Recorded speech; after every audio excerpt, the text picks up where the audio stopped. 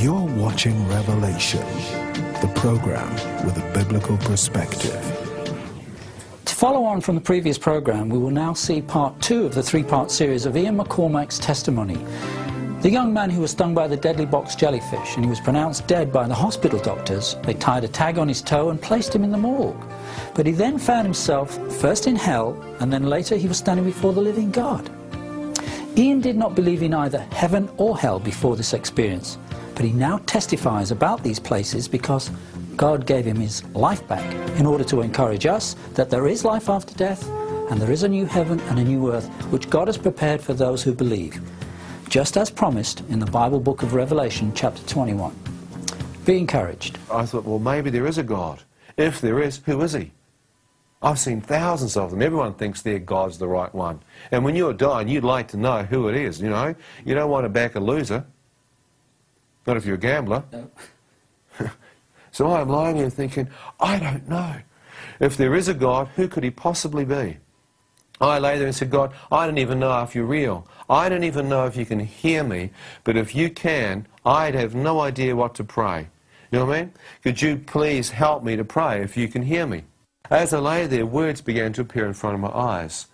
It said, forgive us our trespasses and sins.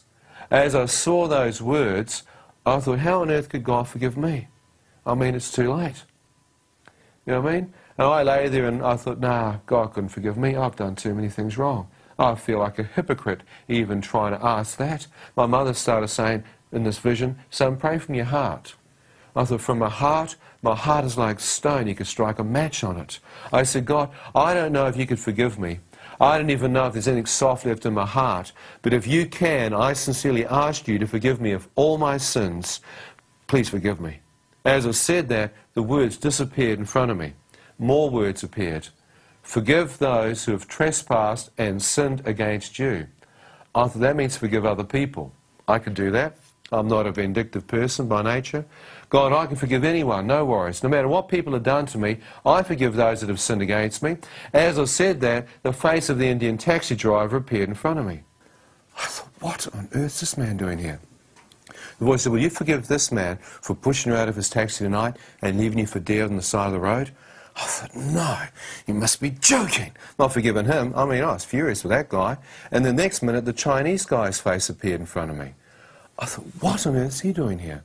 And the voice said, will you forgive this man for not taking you in his car tonight and leaving you to die in the hotel? I thought, no.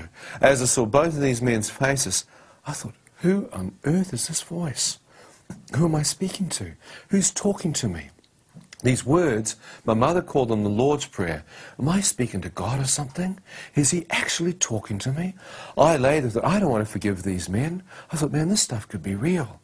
I lay there almost like in a catch-22 situation. Part of me just wanted to deal out to them. I mean, I wanted to lay hands on those guys.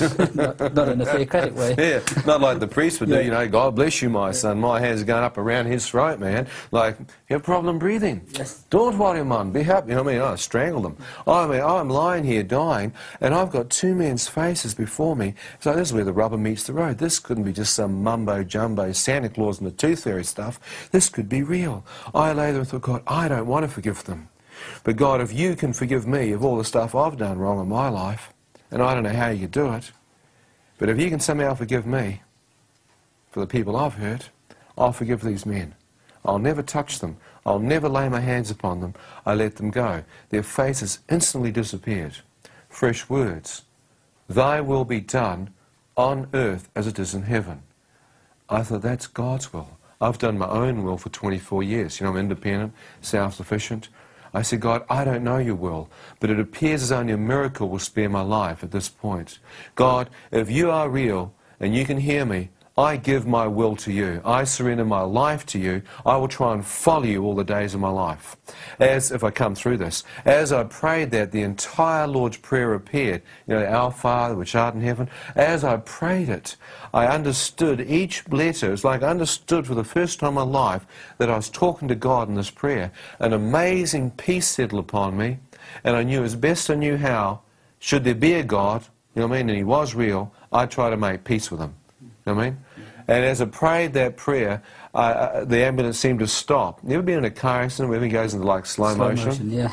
I felt like in that ambulance, time seemed to have stopped as my heart was dealt with before God. And I had no idea how pivotal that prayer was, how powerful that prayer, pray for my heart, would mean in the things that were going to take place next. No understanding, really, of how important that prayer was. As the ambulance stopped, they lifted me into the wheelchair, raced me through the accident emergency. First person saw me was a nurse. She pulled my sweatshirt up, tried to take my blood pressure. She pumped her machine up. I watched her look at her machine and shake it. I thought, what's wrong with it? She hit the top of it, turned to me, it's like, there's something either wrong with you or the machine. Thought the machine must be broken, pulled it off my arm, pulled another blood pressure machine out, stuck it on my arm with the hoses, pumped it up, and then again hit the top of this one. Crouched down and started tapping the side glass where the mercury is supposed to move for the pressure with a fingernail. At this point, I can feel myself like in a third party, almost like I'm watching this going on. I knew this wasn't astral projection. I knew this wasn't some drug. This was death. I knew if I left my body, it was a one-way ticket. And I knew that I was so close to death that I couldn't even hear my heart beating. So I watched this nurse playing with the machines. I thought, I'm in serious trouble. My veins might have collapsed. The nurse just stared there blankly like I shouldn't be alive. The ambulance driver ripped it off my arm, pushed it to one side and raced me towards the doctors. He knew I was in trouble.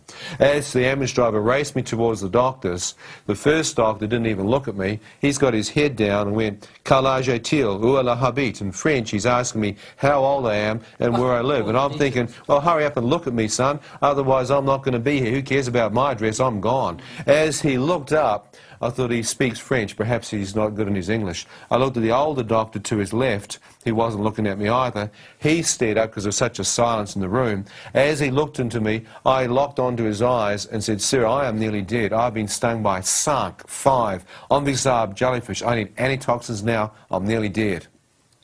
The nurse came sprinting in past me with her blood pressure results, passed them to the old doctor. He saw them, and whatever he saw caused the entire accident emergency to come to life. You ever been in an accident emergency? I mean, you have to be serious before someone moves in there. As I watched these men run, I watched people appear from nowhere with drip feeds and syringes. Suddenly they started shoving needles into me. The doctor saying, "Come on, son, keep your eyes open. We're going to try and save your life. Antitoxins for the poison, drip feed, dextrose for the dehydration, sugar solution. Come on, son." They had a smash in my hand, lifting my skin up, and stuck a syringe between my second and third finger. I had no idea what they were doing to begin with. Then I saw my veins start to balloon out, bubble out, and I realized they were looking for a vein, which had collapsed. As they hit the vein, the nurse was so nervous, her needle was bouncing from side to side. My vein came up to about here, full of fluid, didn't seem to be moving. I watched this nurse manually try and massage it up my forearm. To no avail. It seemed to be rolling off a thumb and forefinger. I thought, man, my veins have collapsed. I'm in trouble here. But I'm lying there thinking, this is not going to take me out. I've been in enough sessions over the years. I'm going to stay here and snap the back of this. It's not going to take me down. And I used every ounce of strength I could to keep my eyes open. But with this perspiration coming in, couldn't see properly. My lips wouldn't respond. So I tried to lift my arms up to clear my eyes, and so I could see properly. Both arms are now totally paralyzed. They wouldn't move. I thought, no. I tried to tilt my head to the right or the left, thinking if I can move it enough, it'll get my eye clear so I can continue to see. My neck wouldn't respond. The paralysis set into my neck. Now I'm in serious trouble. I can now try and squeeze my